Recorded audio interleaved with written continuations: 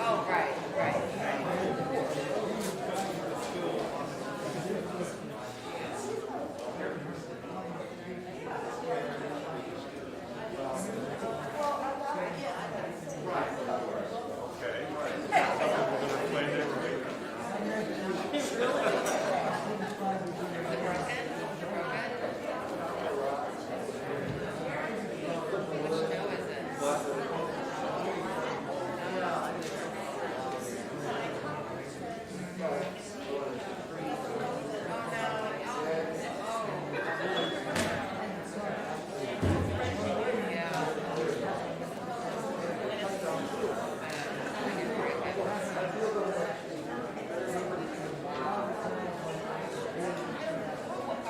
Oh yeah, so you got an election.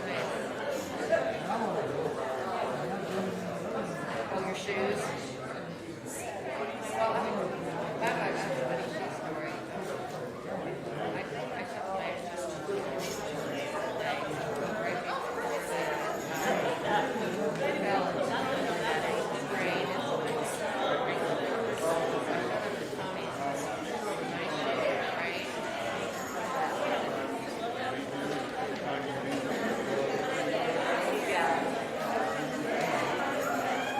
shot my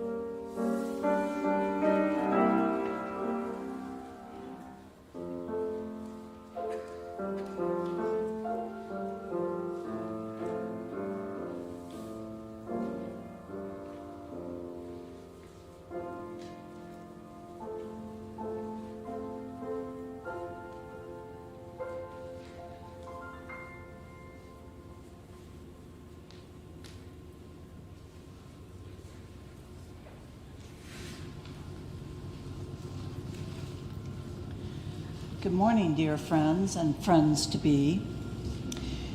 Welcome to Eliot Chapel. And there's our morning train.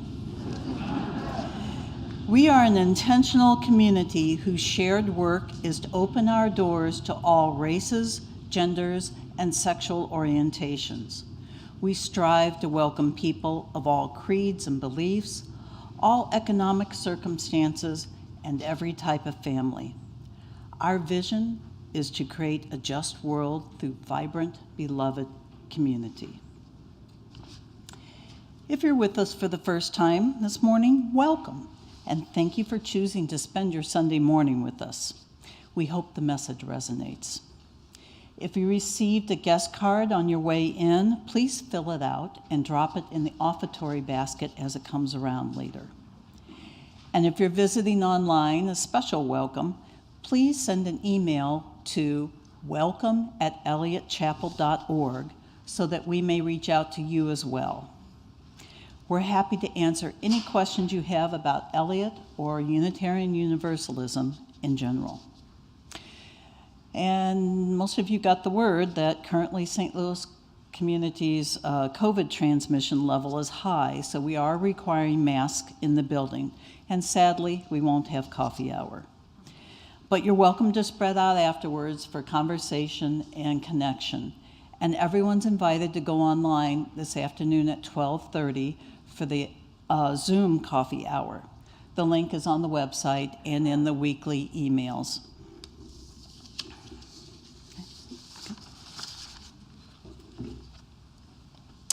Thank you, Trina.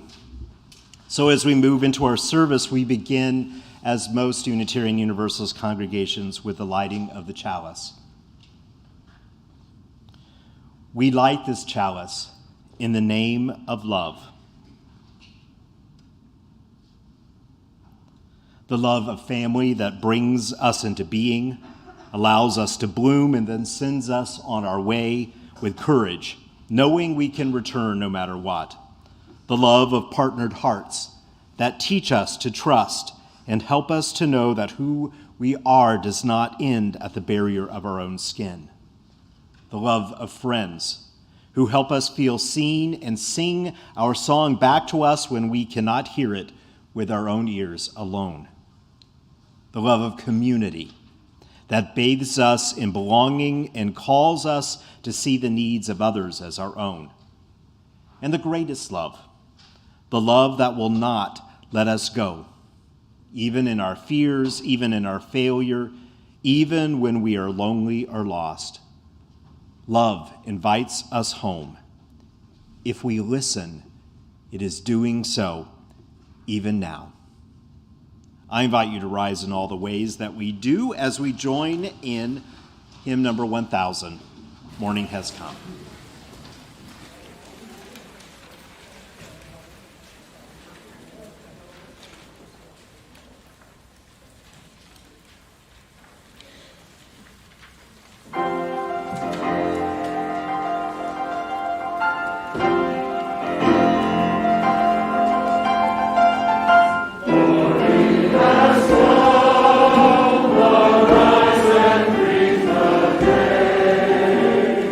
Yes.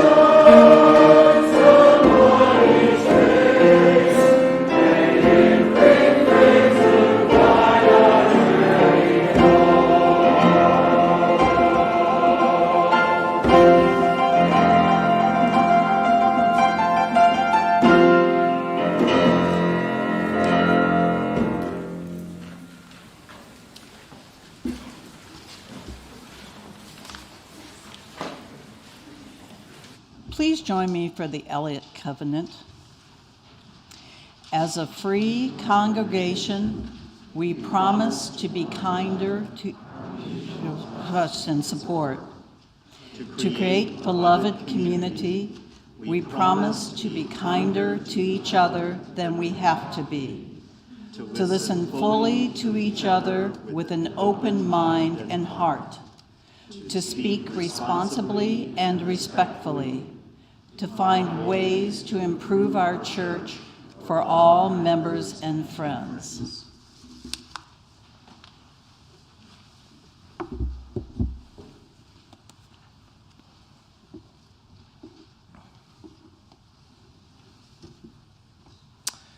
So I'm happy today to be doing a little time for all ages with you. That is adapted from a story from the Jewish tradition. So, once upon a time, there was a young Jewish girl who went to her rabbi and said, every time that someone tells me that I need to love God, I realize I don't know how. I can try to love God, but how can I when I've never seen God? I think I understand how to love my mother, my father, my brother, even my little sister, and even the people in our neighborhood. But I don't know how I'm supposed to love God. So Rabbi looked at her for a moment and thought and said,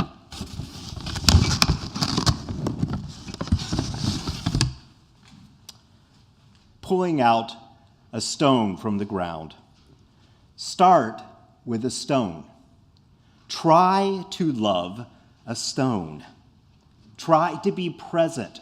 Hold it in your hand, the most simple and basic things of reality. And he placed it in her hand and asked her to just hold it for a moment, see how it felt, its weight, and how the cold, cool solidity of it was so very present to her. Let its beauty and goodness come into you. Let it speak to you. Start with a stone. And as she held the stone, she began to think more about what we were going to do with this idea. So if you can love a stone, said the rabbi, well then try a flower. And so he pulled out a flower from nearby. See if you can love a flower. See if you can be present to it and let its beauty come into you. See if you can let its life come into you and you can give yourself to it. You don't have to pluck it or possess it or destroy it. You can just love it over there in the garden or here in front of you. And without even thinking, she leaned forward and gently took the scent of the flower and felt its petals caress her face. The rabbi continued, I'm not saying it's wrong to pick flowers. I'm just asking that you learn something from the flower, putting it in a vase. And the girl smiled, and the rabbi hoped that the smile meant that she got it. But love is so complicated. Just in case, the rabbi chose next for her to think about her dog and to imagine what it was like to love and be with her dog, or what it was like when she opened the door after school and the dog greeted her. And she nodded and smiled. And then he said, think about the love of your family. All of the people you've already said that you love. Hold your father and your mother and your sister, everyone that you care about in your mind right now, and think about what that love feels like. And he said, so now let's take it even larger than that. I want you to think about a place that you have been, that you love very much, that made you feel this sense of wonder and goodness. And when you have that in mind, close your eyes and see if you can pretend like you are back in that place. And she closed her eyes and she said, I am imagining that I am back at the beach that I was at this summer. And I remember not only the beach, but how there was a lighthouse there. And it was no longer being used, so you were allowed to go up into the lighthouse. And I stood on top of that lighthouse and looked out over the ocean and just felt such an amazing feeling. She closed her eyes and she could imagine the sea air blowing against her face and the smell of the salt in the air and the sense of freedom and openness and the beauty of the water in front of her. When you can be present to all of these things in their many forms, the rabbi continued, when you can let it speak to you and let it come into you, all of these things, all of the people, all of the places, all of the beauty of this planet, the only real way first to know anything is by what you experience in your life. These are all part of your life. And when we talk about connecting with something holy, the only real meaningful way to do that is to begin with your life, with what you already connect with. And from that place, to learn more, to know that there will always be mystery. There will always be something larger than you. But you must return again and again to the simplest things sometimes to remind yourself what connection feels like. So when you need to, love a stone or love a flower or love your dog or your family or the salt air. Those are ways that you can connect with what is holy. And so, I invite us to think about that too. One of the things that Unitarian Universalists have believed for a very long time is the way that we know what is holy is by knowing what is most meaningful in our lives, knowing who is most meaningful to us, knowing what values help us, knowing that we are connected to all that is. Whether we believe in a literal God or not, those things help us connect and love our life. Today, we will talk more about what it's like to build that sense of connection and love for our life, to recapture it when we sometimes lose it. So I invite you all, as you move to your classes, to think about the things and the people that you love and how you connect and know more about your life and what is true by being with them. Let's sing you out with From You I Receive, and we look forward to seeing you after your class today. From you I receive, to you I give, together we share, and this we live. From you I receive, to you I give, together we share, and this we live.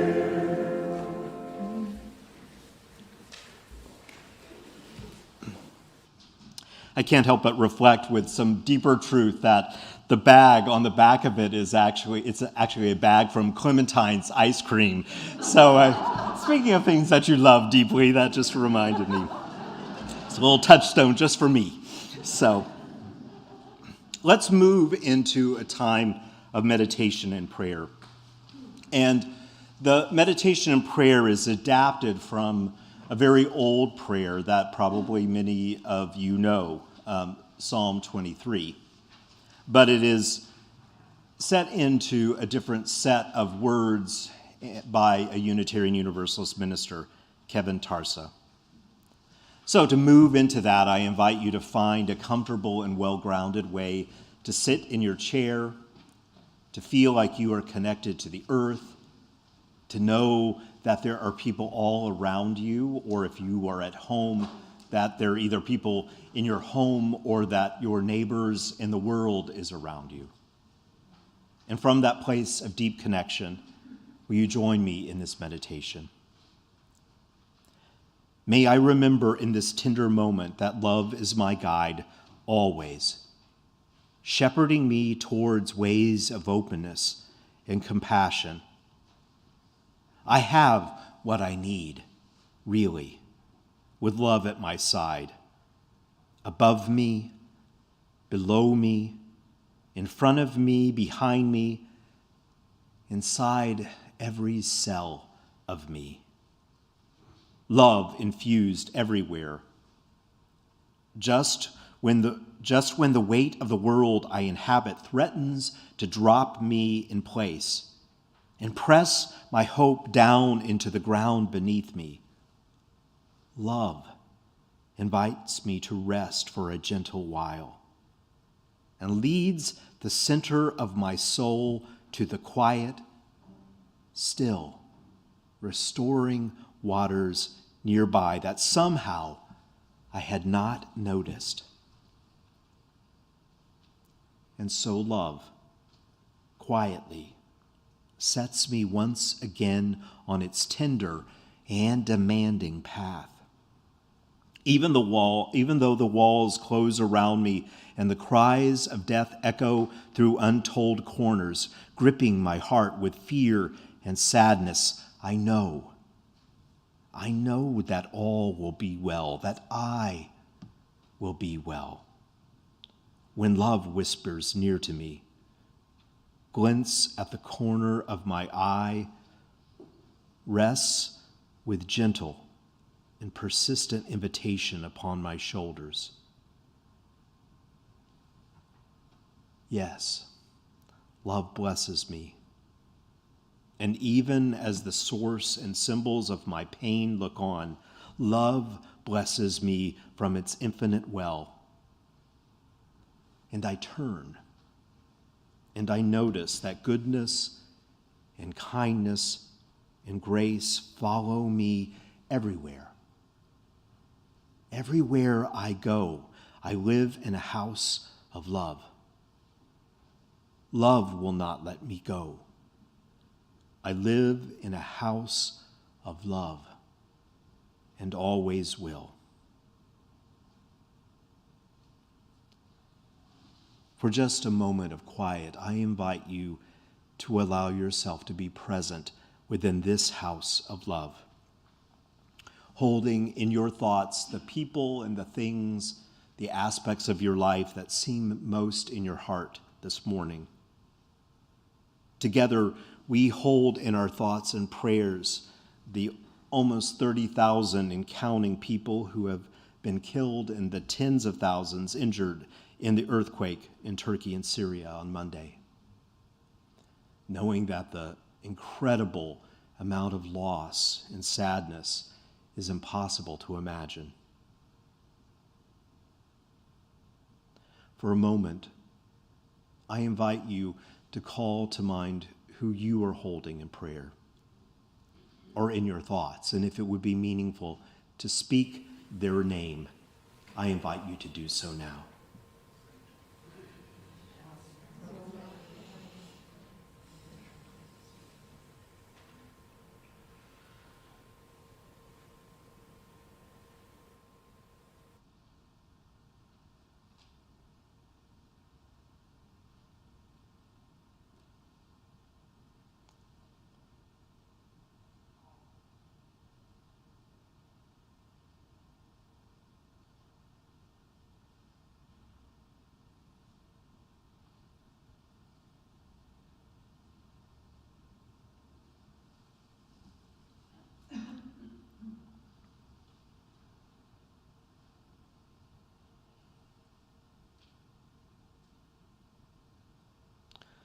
For all that is our life, may we be held always in love, held always in connection, held in the truth of our lives. We hope and pray all of this in the name of love. understood in so many ways that will not let us go. Amen, and blessed be.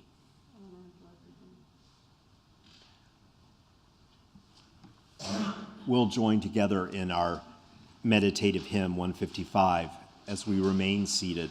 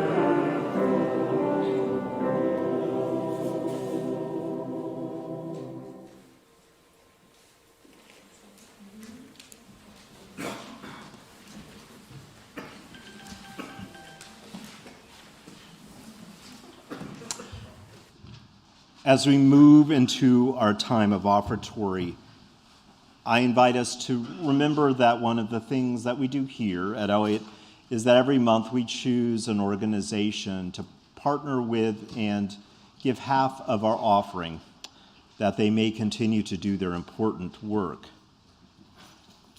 And this month we are partnering in terms of finances, but also in terms of work with Metropolitan Congregations United. We have been a member congregation for many years, and the organization helps us fulfill our commitment to justice and equity and compassion for all. Some of the key issues for the organization are breaking the school-to-prison pipeline, police reform, justice reform, prison reform, access to health care, and voting rights, just to name a few. All issues that we are passionate about. I invite us to, from a place of generosity and abundance, give what we can this week to help support them as the offering now is given and received with love.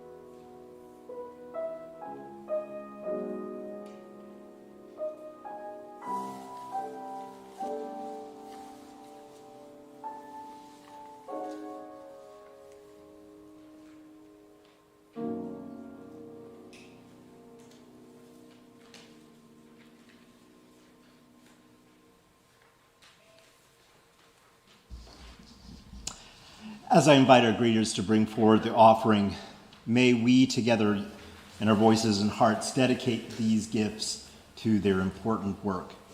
The dedication of gifts is printed in your order of service, as together we say, "To the work of the church, which is weaving a tapestry of love and action, we dedicate our lives, and these are offerings." Thanks to all of you for your generosity.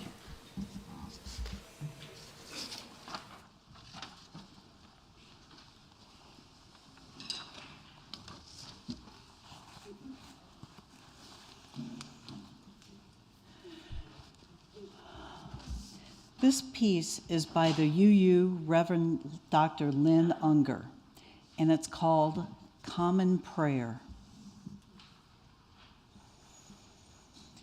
Sunday morning at the marina, barely enough wind to keep the kites aloft.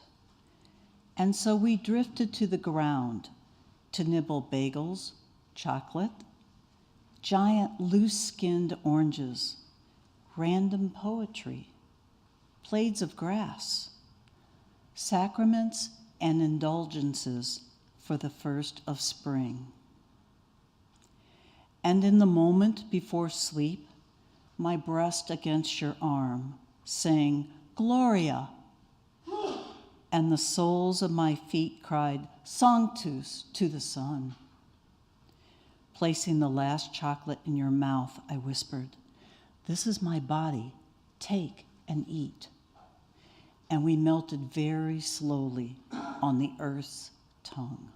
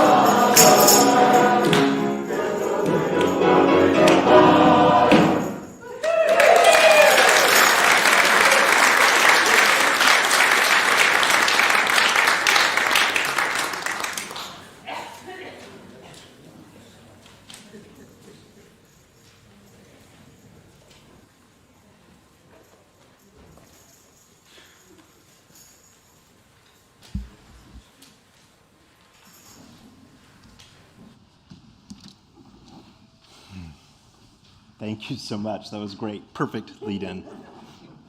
I hope a perfect lead-in. We shall see. So many, many years ago, although it has happened since then, I was in a particularly difficult time in my life where I was very much out of love with my life. I've been serving the congregation that I was at for many, many years, and I found myself struggling with the very basic things that heretofore I had found fulfilling, not the least of which was trying to think of something to say week after week in my sermons.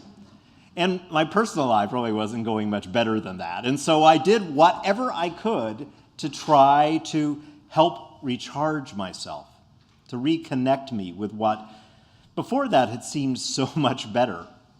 And among other things, I tried, at the recommendation of one of my clergy friends, to go to a weekly group that met to talk about what they were going to say that Sunday in their sermon and sort of help each other. And it was a group that included everything from fundamentalists to one of the local rabbis that met together, most of whom used the lectionary from the Bible, not the rabbi, not me, not actually many of the evangelicals, but that sort of started our conversation, which wasn't always really a part of what I planned to preach on, of course. But what really was interesting was just the chance to get to know those people.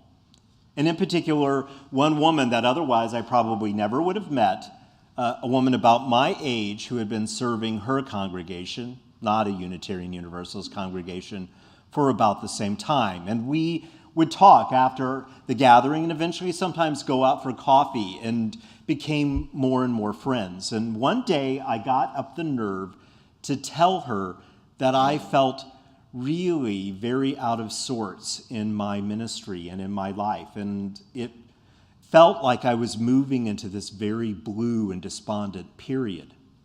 I felt actually very afraid to tell her because she seemed so together and peaceful and calm.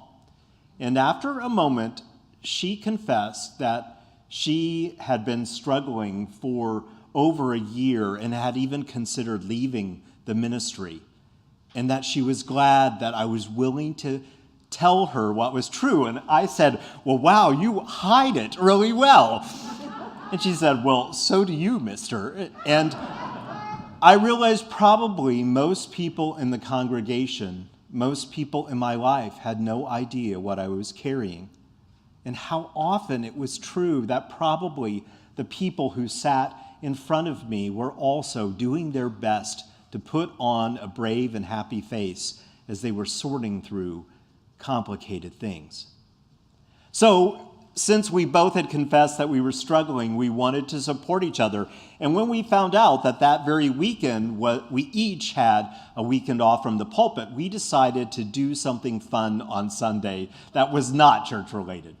So we went out for brunch, and we went for a long walk on the lake shore, and then decided that the perfect thing to do on this celebratory day was to go to the Milwaukee Art Museum, which is gorgeous and right there on the lake. And we walked in, and there was a traveling exhibit, and we were so excited because we love modern art. And we walked in and stood in front of the first painting, which was about 8 feet tall and at least 10 feet wide. And it looked like a blank white canvas. And we looked down the way, and every painting that we could see looked like a blank white canvas. And the young woman said, well, this is really the perfect metaphor for my life right now. I don't know about you. But we stood there for a moment, and I said, well, let's see what we discover together. And together, we journeyed on. As I thought about this topic, it is one of the many times in sermon preparation where I think, why in the world would I choose this topic? Why would I try to, in a single sermon, help you think about falling in love with your life again? But the thing is, I was doing what I was afraid all of you might do. imagining that this sermon is something other than what it is. Because there is no magic way to do that. But you already have things within you that allow you to do that work. And we have over the months talked about some of the things that will help that work happen. And always, really, what I'm telling you in a sermon is something that deep down inside you already know. I'm just trying to remind you and reconnect with it. And this seems like a good thing for us to reconnect with these days, loving our life. But let's remember what we've already explored about love. Think about the journey that the meaning, the etymology of love has gone through, and apply it to our life. Love originally began as connecting with something that we found pleasing, and then over time became more complicated and had to do with the way that we thought of things in our lives as blessings, even if they were layered blessings. And eventually, love came to be associated with trust and with a sense of what was most meaningful in our lives, what we believe in deeply. Well, that is really the sort of journey I'm talking about when I'm inviting you to think about loving your life again. It isn't that I am inviting you to live a life where you're always going to be blissfully happy about what's happening. I'm inviting you to move through it in a way that, one, acknowledges that often you get involved in things and with people because in some fairly superficial way you find them pleasing. But over time, if you stick with it, you know more and more the truth about them or your life. And over time, at best, what you learn to do most deeply is to trust in the goodness and the lovability of that person or whatever you love. And at its best, that is what we aim for in our lives too. No matter how difficult the moment or how much we feel out of sorts with our lives, to trust and believe that there is some goodness that we've been carrying with us all along that helps us connect once more with that deeper sense of love, that powerful sense of belonging to something that is meaningful, of giving ourselves to our life and reimagining and recreating it again and again. That's really what I'm inviting you to do, because the thing is, sometimes you should be unhappy with your life. Some of the most important moments where you make the changes that must be made sometimes to survive is when you are deeply unhappy. Unhappiness doesn't mean you don't love. How many times have you been deeply unhappy at the people that you love most? And yet that's part of how you move into a more powerful and meaningful place of relationship with them. It's the same with your life. But there are some things that help you connect more meaningfully. And they basically come down to two things. That there are ways of thinking about your life that help you philosophically ground yourself in an open way. And then there is the ongoing way that we learn how to be more fully present to our lives. Because often what happens is that we begin to step back further and lose the essential things every day that are gifts to us. Think about that poem, that prayer that Trina read. How extraordinarily ordinary that beautiful afternoon was. And it was that the poet's eye captured the beauty and sacredness of it that lifted it up to something that is powerful and worth remembering. So as I think about what happened that day at the Milwaukee Art Museum, when we decided to just give ourselves to these paintings in front of us, we were there, we wanted to enjoy each other's company, we wanted to feel better about our life.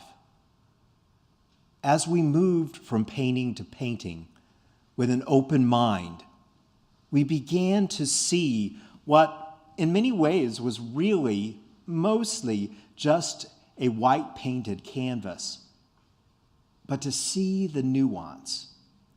You know, in art, there's a difference between looking at a painting and thinking, I wonder what the artist was thinking, and I wonder what the artist was thinking. If you approach it with a sense of wonder and curiosity, if you allow yourself to go down that imagination trail to what creative thing, what expression is trying to be offered to you, it is amazing what you could see. And eventually we were chuckling at being able to notice that, like, in the middle of what was otherwise a white canvas, there was a slightly darker white square right in the middle of it, and how amazingly vivid that seemed when you looked at a field of white. And I remember that as we walked along the paintings, there is a place where it's just a window out onto Lake Michigan. And after looking at all of those white, serene paintings, to look out on that sunny, cold afternoon at the ice floating on the lake and the blueness of it, I was overwhelmed as if I'd never seen the lake before. We didn't know what we were really doing, but what we were doing is a spiritual practice called befriending. Befriending. It means that you choose to take whatever is in front of you and let it be your teacher and your guide and your gift. In order to do that, it does ask a few things of you. And I learned this originally when I began to teach a class about film and spirituality. It asks for us to set aside some of our consumeristic and critical way of engaging everything. Because the truth is, if we engage our love relationships, our life only with consumerism and critical thinking, it is going to disappoint us again and again. The critical mind is set up in a way that it looks for problems. That is necessary for human beings to survive. But there are times where we have become overwhelmed with seeing the problems in our life. And what we need is a way to understand that all of it, including our problems, may be able to teach us if we can just openly be with them for a while and let them do their work. Now, in that moment, it did not magically change the two of us, but by being open to it, we could take in some of the creativity that this artist had placed in the many hours of work necessary to do those paintings, in the subtlety and nuance that was so much a part of our lives that we were missing. So in some ways, one of the essential things about loving your life again is that you are friendly towards whatever it is that you are experiencing. Not that you necessarily like it, but that you welcome it in a way that lets you know that there may be more to it than meets the eye. There may be something life-saving to learn from what life is presenting to you. It's very much like the poem from Rumi, The Guest House. This being human is a guest house, every morning a new arrival, a joy, a depression, a meanness, some momentary awareness comes as an unexpected visitor. Welcome and entertain them all. Even if there are a crowd of sorrows who violently sweep your house empty of its furniture, still treat each guest honorably. They may be clearing you out for some new delight.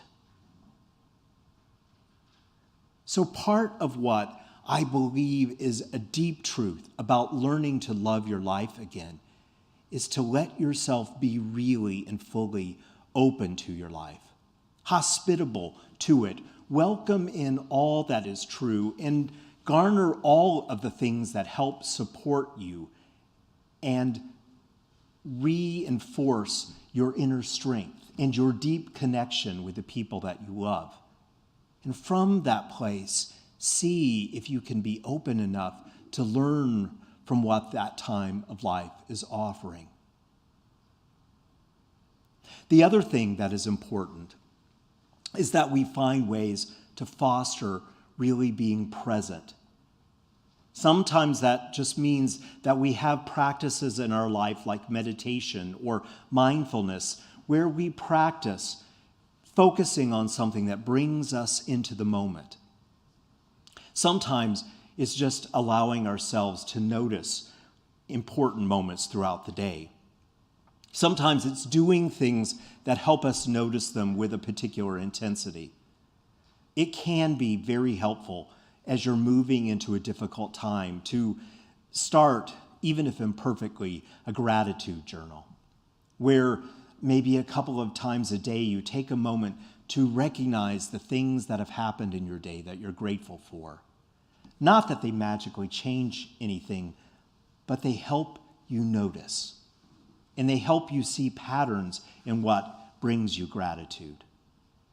Maybe it is even something like taking a few moments to write a letter to someone that you may or may not send, or to life itself about what is really going on in your life so that you get it down on paper and you can see it. The thing is that those sorts of practices will just help you, but again, will not solve it.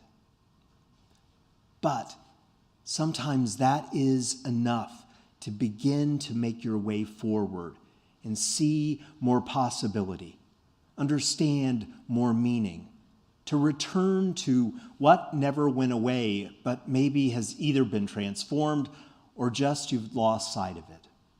The things that bring you meaning, the people that you love, your own sense of strength. I invite you in the rest of this month to think about how you are connecting with your life, how much honesty and courage and openness you're able to bring to it. I know that the rest of the story for the two of us that day is that it was a beautiful day of connection, but it did not magically remove the difficulty. For both of us, it actually eventually meant that we made major changes in our life. Both of us eventually left the person that we were partnered to at the time that we began that, and it was very painful. And eventually, both of us left the congregations that we were serving, and my friend eventually left ministry. But never did we lose the real love of our life. Finally, I invite you, as we think about what it means to connect, and especially in the rough moments, hear these words by Ellen Bass. Her poem, The Thing Is. To love life, to love it even when you have no stomach for it, and everything you've held dear crumbles like burnt paper in your hands, your throat filled with the silt of it. When grief sits with you, its tropical heat thickening the air, heavy as water, more fit for gills than lungs. When grief weights you down like your own flesh, only more of it, an obesity of grief, you think, how can a body withstand this? Then, hold your life like a face between your palms, a plain face, no charming smile, no violet eyes, and you say yes. I will take you. I will love you again. As we journey this month in thinking about the power of love in our lives, what would it be like to extend that love to your life, however it is now, and see what it teaches you? I invite you to join me in our closing hymn, hymn number 12. O life that maketh all things new.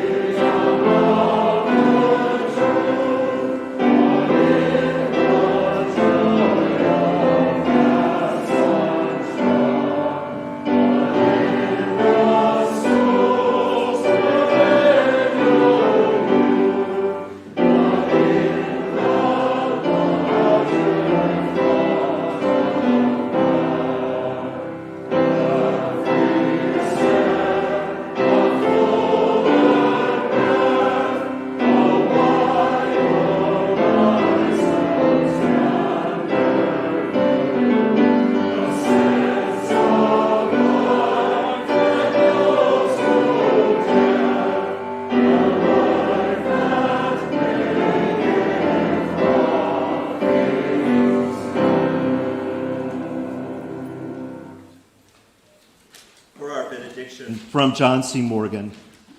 In the end, it won't matter how much you have, but how generously you have given. It won't matter how much you know, but rather how well you live. It won't matter how much you believe, but how deeply you love.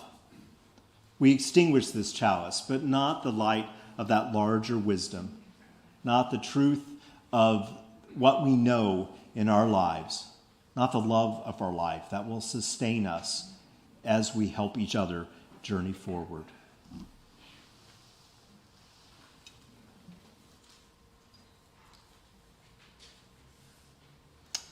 I invite you to take your seat and receive another gift.